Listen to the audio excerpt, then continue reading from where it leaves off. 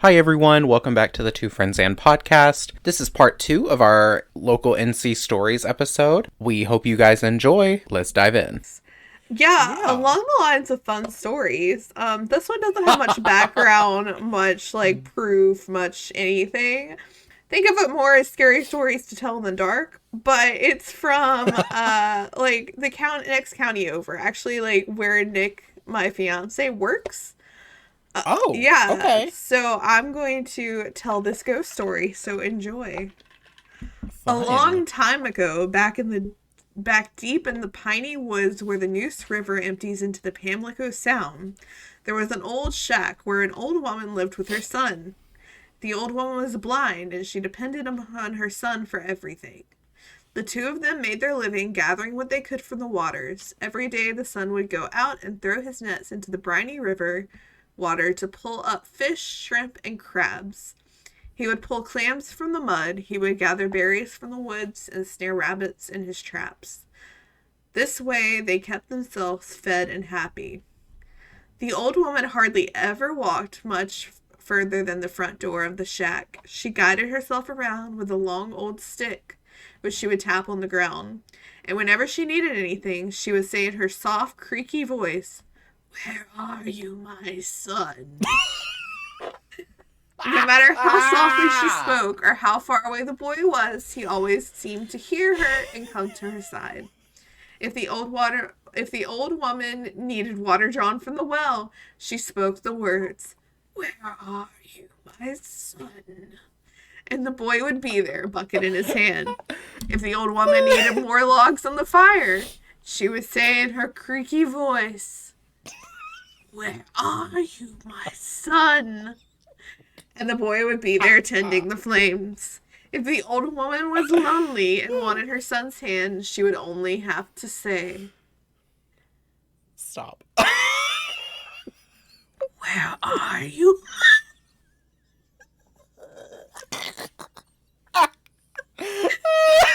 Whew. "Where are you, my son?" And he would be there holding her hand. But one day, after the boy had left to go down to the riverside, the old woman called out, and he did not come. It had been raining hard all week, and the water was high and flowing rough and fast. The wind was high, and the waves of the river waters were topped with whitecaps. When the boy walked down by the riverside, the soft banks gave way under his feet. He fell out into the river, was drawn into the current, and swept out into the Sound, and was never seen again. The old woman waited by the cabin, saying, "Where are you, my son?" time and time again, but the boy did not come. So the blind old woman picked up her stick and went out looking for her lost boy. She tapped her long stick on the ground in front of her and walked into the rain, calling in a creaky voice, "Where are you, my son? Where are you, my son?" time and time again. Some men found her body, and a few weeks later, laying not too far from the river. No one knows if she had gotten lost and couldn't find her way back home, or if she had just fallen into despair and died when her son never answered her cries. The old woman was buried, and the shack where she and her son lived was forgotten and swallowed up by the forest. That the two of them had ever lived there would have been forgotten, except that as the town around where the old house had stood grew, the people who lived there kept hearing a creaky voice on the wind calling out, "Where are you, my son?" And sometimes at night they would hear a tapping on the floors and then feel a hand shaking the foot of their bed and a creaky old voice saying, "Where are you, my son?" Not too far from where the old house stood is where the Camp Seagull boys' camp was built, and they say that the old woman's ghost may still be drawn to the sounds of boys laughing, and she still may be looking for her lost son. And that sometimes at night, when the cabins are dark, the boys at the camp will hear a tapping sound walking from bed to bed in a dark room and feel a hand gently shaking the bed as a creepy old voice whispers, "Where are you, my son?" Who knows what will happen if a boy ever answers. Oh my god. I'm so sorry. The way you said it the first time, it got me so good. Because see, in my head, I was imagining it like, "Where are you, my son?" Like, and it just on like old lady voice. And you said, "Absolutely not. This will be creepy from beginning to end."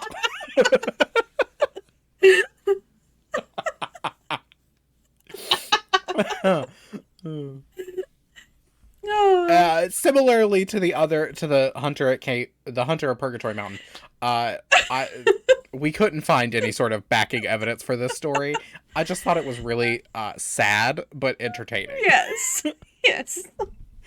I even thought about just doing like a whole like scenario for people like before the story started of like, imagine you are an 8-year-old boy at Camp Seagull. You're having a great time, and then you go to bed and you hear, "Where are you, my son?" and your bed shakes. I mean, much more, thought out and prepared. Honestly, that story is so sad, but it's also very funny. Yes. Like, the poor blind old woman. What? How old was her kid? Because they keep saying she's an old woman. Like, she can't have been that old if she had a son that, like... I don't know. Is it real? No. Probably not. I mean, it's fun and it's creepy, but is it real? Probably not. And we don't even really have to, like... You don't even have to, like, poke holes in it for it to not be real. It's just like, okay. That's just a fun story. We just tell fun stories here. I love that you chose that one. Well, I thought it was nearby, so I figured I'd throw that one in there. See, I don't know where anything is in relation to anything else. So I just go with it. Okay. All right, so moving on to our next little story. This one has an interesting tie-in to, I guess, kind of our lives, because it's from the Outer Banks, which I think of as one of our most iconic trips together. Yes, I have beautiful pictures of Cody. You know what's so funny? Literally a few days ago, I actually got a notification from, what is it, Google Photos or whatever, being like 9 years ago today or something. And it was like pictures from that trip. And I was like, Rebecca does not want these to be seen. I don't want these to be seen. I don't want to see this. It's in the memory for a reason. It's archived for a reason. But for context, Rebecca and I went with her family on a trip to the Outer Banks for, was it like a week or something? Yeah, something like that.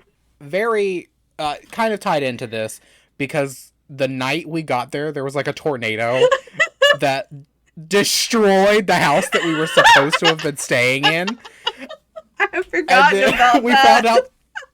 Yeah, and we drove by it the next morning, and your mom was like, "Oh, hey, that's the house we were supposed to be in," and there was like a tree all the way through it, and we were like, "What?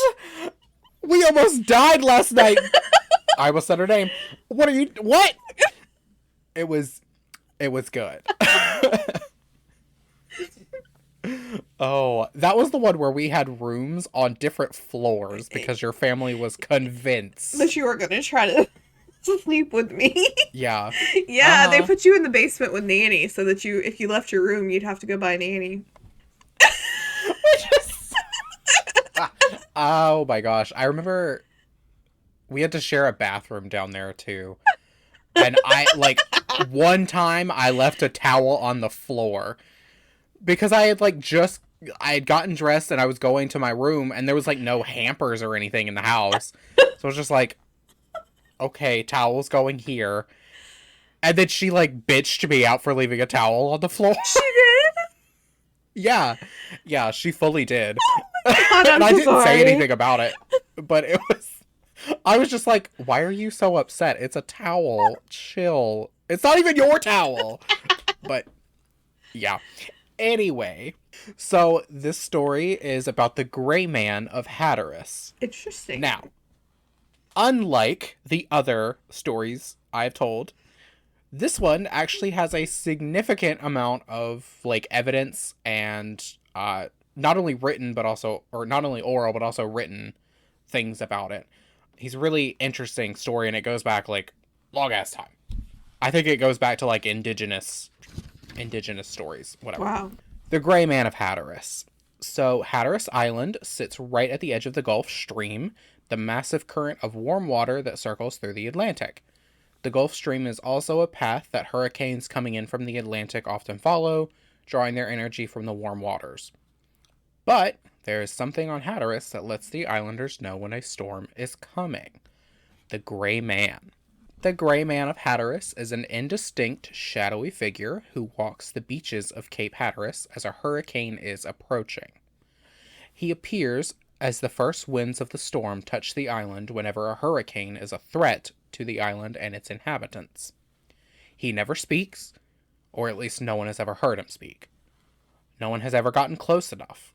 If anyone approaches the Gray Man, his form slowly fades into the salty air, completely vanishing before the onlooker can reach where he was standing. His presence alone is enough to warn the islanders. If he's seen on a beach, it's a sure way to know that an oncoming storm will be a bad one. He's a warning that nature is still something to be taken seriously. But who is the Gray Man? Some people say that he's the ghost of a sailor from the island who died at sea in a hurricane. They say that he comes back to warn his fellow islanders of the danger because his soul was so terrorized by his windy, watery end that he can't bear to go on from this world while he can still prevent others from sharing his fate. Some will tell you that he was never a man, that he is simply a force of nature. That he's not so much a ghost as he is a spirit, an expression of the force pushing the wind and waves towards the vulnerable island. Maybe the Gray Man is just the hurricane itself talking to us, the voice of a living force born out of a deep ocean. Whoever he is, whatever he is, the Gray Man of Hatteras still walks the beaches under the shadow of the tallest lighthouse whenever a hurricane is heading towards the island. Even as Hatteras has gone from being a lonely little island to a crowded tourist beach, the Gray Man still warns us of oncoming storms.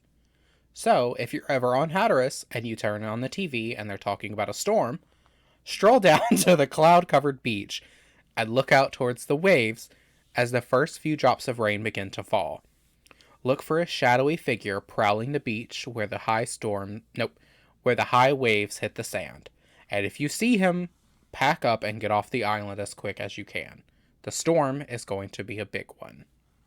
So actually, as you were saying that, I remembered an article I'd read about a few years back, which this one's actually, it's the Gray Man, but it's off of Polly Island, South Carolina. And this was when Hurricane Florence happened, which was like a really bad hurricane for us. Is it this? Is it the one that comes with this picture? It's slightly different. Hold on. Well, I put this one here for reference. It's a bit, I had to kind of zhuzh it a little bit to get it to fit on the page. I think I know what article you're talking about because I think that was one of the ones I looked at. Oh, was it? Yeah, it was in Southern Living.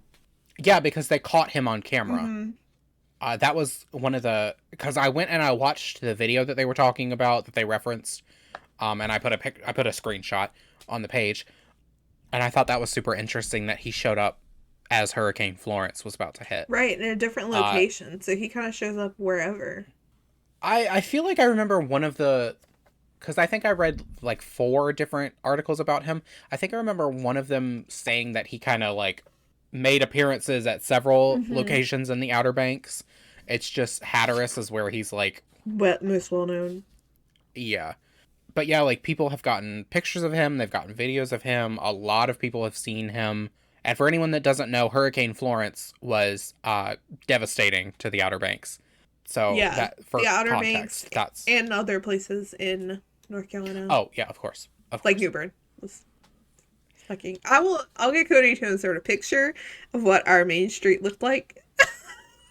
Ooh, fine. So you just said New Bern. I'm curious how comfortable you are with that staying in here. It's fine. Because you said our main street. Okay. Yeah, it's fine. Because I did mention Cedar Grove Cemetery is near where I live, so it's fine. Like, New Bern's a pretty broad area. I don't think that anybody can find me, so. Okay, that's good for editing me to know later. That's why I was asking. Yeah, no, New Bern's fine to stay there. I feel like I've heard other stories similar to the Gray Man of, like, beings who come before a natural disaster to try to warn people. Mm-hmm. I mean, hell, there's even a Pokemon that's supposed to be that. So, like, it's not exactly like a crazy out of the blue thing. And I was really happy to be able to find, like, stories about him and stuff. I didn't actually bring any, but it's because they're all pretty much the same story. Mm-hmm. Is that, oh, they saw him walking on the beach or on the dock right as a huge storm was about to hit. So I didn't really include any. I like his story. I like the thought of there being, like, a force of nature that's trying to warn you to leave so that you don't die. Right, which was especially helpful before the Weather Channel. Yes. Yes. In ancient times, the Gray Man was the Weather Channel. Right. He let the ancient people know what was up. He let them know that they were about to die in a hurricane if they don't leave.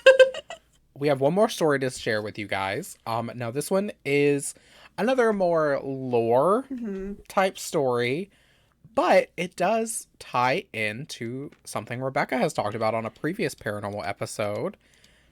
So I am very excited to let her take the reins on this one. Yes. I think I lost my thing. Hold on.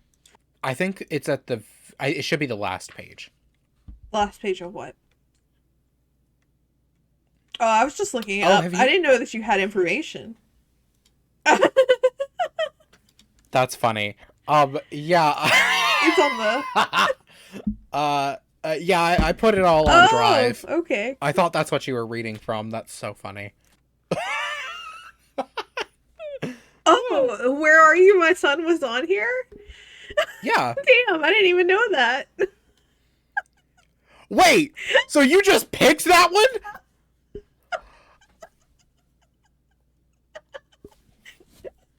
We're like that.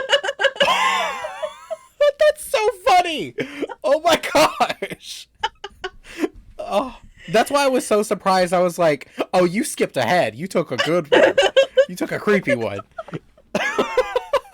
No, I just pulled that one off the website.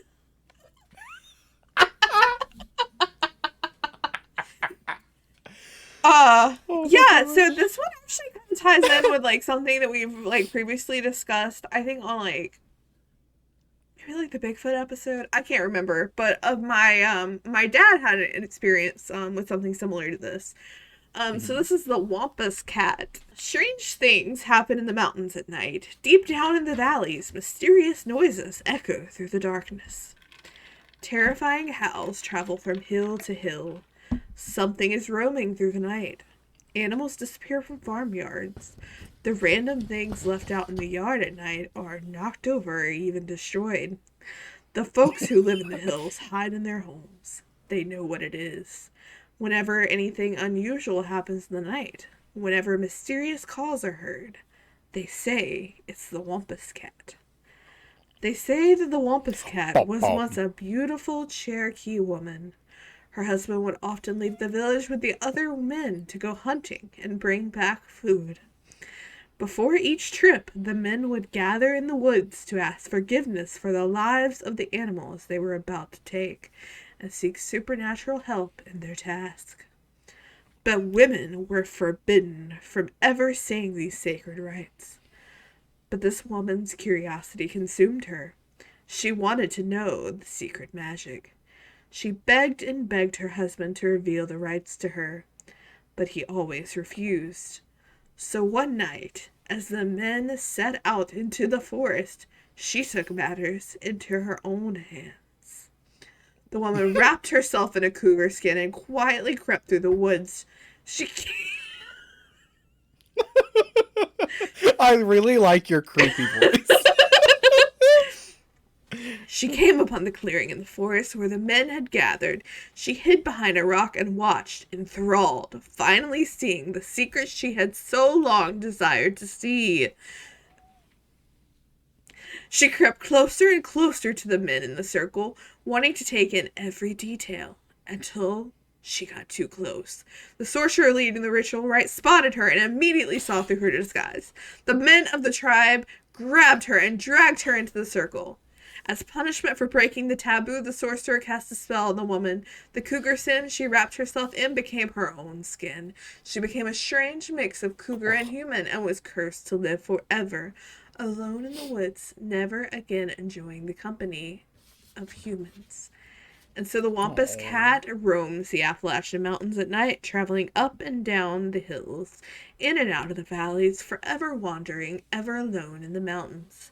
There are some who say that when she steals animals or ruins things on the farm, she's acting out of her anger and resentment from being cut off from the rest of mankind. There are some who say she will roam the mountains forever, lurking around the places where men live, but never able to rejoin them.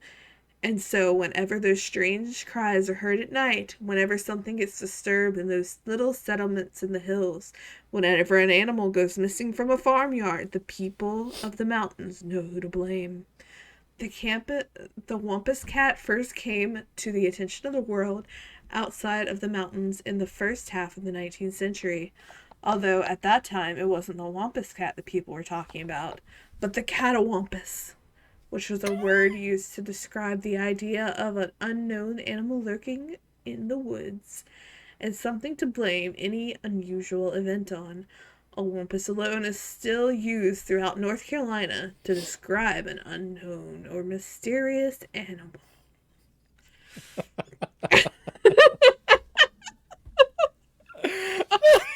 Yeah, so my dad really enjoy your creepy voice. We're not supposed to have Black Panthers here. And my dad saw a Black Panther here, so. Not here. More like there, where you live, near you. Yeah. So good luck. So your dad saw a Wampus cat. My dad saw a Wampus cat. More of a lore story. It was so interesting and so relevant that I wanted to bring it up. Also, this is one of the few. I mean, I guess I haven't read enough on Native American lore, but I feel like I don't typically hear like kind of the like sexist stories for them, because usually they're a bit more like equality focused when it comes to men and women. So it's interesting to hear a story that like she wasn't allowed to be a part of it because she was a woman, but then she like crept up on them, but then got punished by having to be a cougar. That's crazy. Which I know, like, Native American tribes were usually more matriarchal, but I know the reason for that is because the men had to go hunting, so the men were gone, which is why it became matriarchal, because the women were who were there. So I guess hunting was the men's thing. Like that's their thing that they got. She wanted to be a part of it. The punishment does not match the crime. I don't think that woman deserved to be turned into a cougar. Because she just wanted to see what y'all were up to in the woods. It's like the Freemasons. Yeah. It kind of reminds me of the story of Selkies. Do you know what those are? Mm-mm. They were human beings, I think typically women, that were cursed to live their lives as not really human, but not really animal, where they like, I think they're supposed to be seals, but they can come out of the water and they can take their seal skin off and they're a human again. I like the story of Selkies. I think they're interesting, but that's what that reminded me of. Although she doesn't get to take her skin off. She just is a cougar. She is a cougar. Is a cougar. Didn't that happen to someone in Game of Thrones? Not I haven't not watched like Game of Thrones all the way through, but I oh. feel like probably. I don't think he became a cougar, but he got like stuck as a bird or something. There were certain characters who could go into the minds of animals and control them, but if they stayed for too long, they got stuck as the animal. And he got stuck in a bird. Yeah. Also very Animorphs. Do you remember Animorphs? No. Rebecca. I don't think I've ever heard Animorphs. Animorphs? Let me look it up. I don't think I've ever heard Oh of my them. god. Animorphs? I hope everyone that is watching this knows exactly what I'm talking about. Oh, it's like a book series. Yeah. I'd seen it, but I never read it. Yeah, it's about 5 or 6 kids, and then eventually an alien kid who transform into animals. Interesting. Yeah, they can like take on the DNA of animals that they touch, and then they can transform into that animal whenever they want. That's kind of for like cool. an hour. Yeah. That's also what that reminded me of. It's cool seeing like pop culture stuff that has an obvious reference from, you know, any sort of old legends that have been like adapted. For context, do you know what animorph means in a scientific way? No. Anamorph is the asexual reproductive form in the life cycle of any fungus of the phyla Ascomycota and Basidiomycota.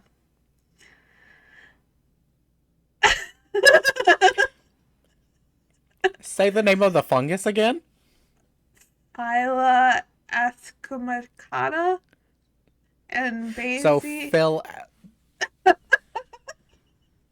I was about to say something gross. I'm not going to.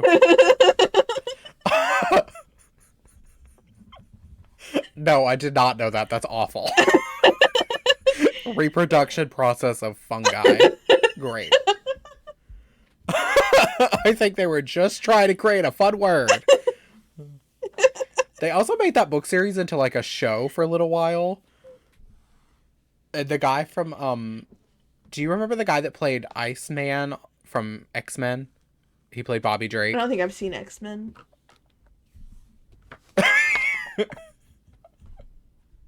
Anyway, he was on that. Oh, and I fun. find him very attractive.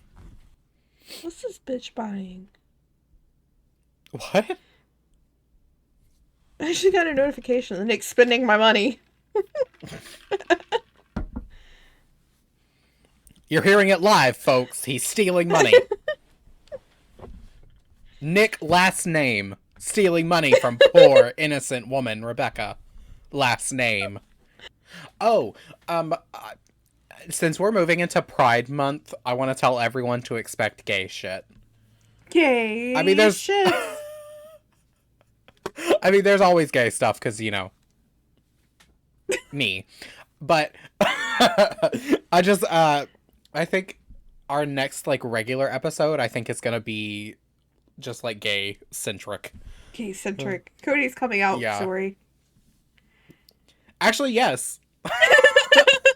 I was going to tell that, because it's a long one.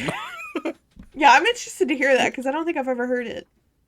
I mean, I'm sure your parents knew. Yeah. And when I say long, I mean chronologically long. Oh. It took a few years. But yeah, I'm gonna tell that. Just talk about some, you know, fun stuff that's going on, and it's Pride Month. I have to talk about gay stuff. Exactly. I gotta get my Hi, gay. I gotta get my rainbow shit out. Daisy was actually celebrating last night. She picked out her. She's got like 150 toys, but she picked out her gay lamb. Oh, gay lamb. Oh, Daisy. Well, Daisy I is mean, stuffy sexual. yeah. She's a femdom, definitely. Because she is up on them stuffed animals, humping them daily. Oh, how does it feel to have a lesbian dog? Answer the question! Rewarding. It's rewarding.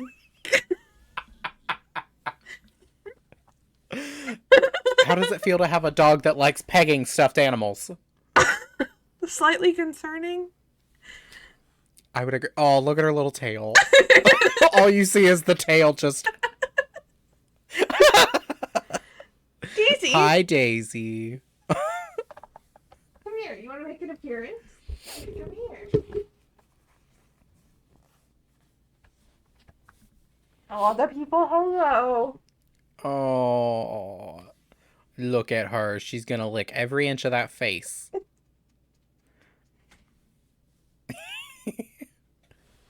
Oh my gosh, I saw the cutest video this morning of a little dachshund puppy who was like trying to get upstairs, but they just couldn't. Oh. Yeah, and its ears were like bigger than its head. Bailey And so it was just like jumping. Bailey had problems going down the stairs because his back end would start going faster than his front end, and he'd turn sideways.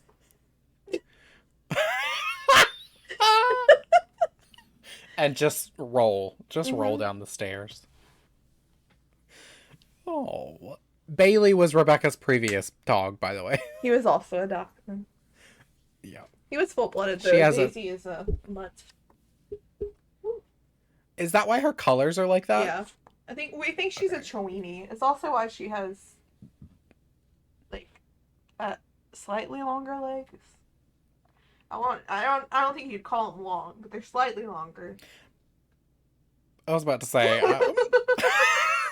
they're still roughly the size of an eraser. Aww. What in the world? If you're not watching the video version of this and you're just listening, it's very funny what Daisy is doing. All right. Well, are we ready to wrap things up? I think we are. Daisy, you want to close us out? Daisy, give us one good sound. Or just yawn. She's extremely disinterested in what we're doing here today. All right, guys. Well, thank you so much for listening. We hope you enjoyed all of these stories from our home state. See, she's just disinterested. But we hope you guys have a great day. Make sure to give us a like, follow us, go check out our Instagram, our TikTok. Go look at the video version of this episode because I'm going to be putting pictures of everything we're talking about. And I'll try to leave a link for that video for the Gray Man of Cape Hatteras.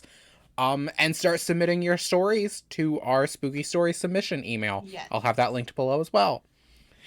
So thank you guys so much and have a great day. Bye. Bye.